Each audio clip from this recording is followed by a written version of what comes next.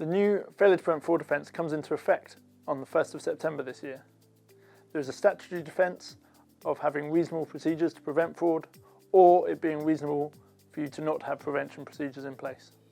Businesses are now working to understand what actions they need to take to implement their reasonable procedures. As with bribery and CFA, the starting point for this is a risk assessment. The UK government guidance points to a clear process for this risk assessment, identifying the associated persons, considering the circumstances in which they could commit one of the predicate fraud offences covered by this corporate offence, considering the fraud triangle, that is the motivations, the opportunities and the rationalisations that may make fraud more likely, and then considering the likelihood and the impact of that fraud.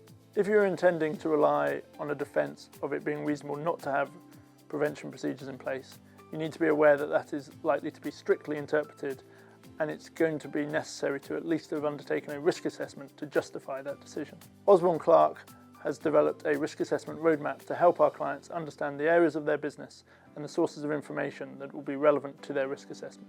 Feel free to reach out for more information on our risk assessment roadmap, or if you would like to discuss your approach to implementing reasonable procedures to prevent fraud.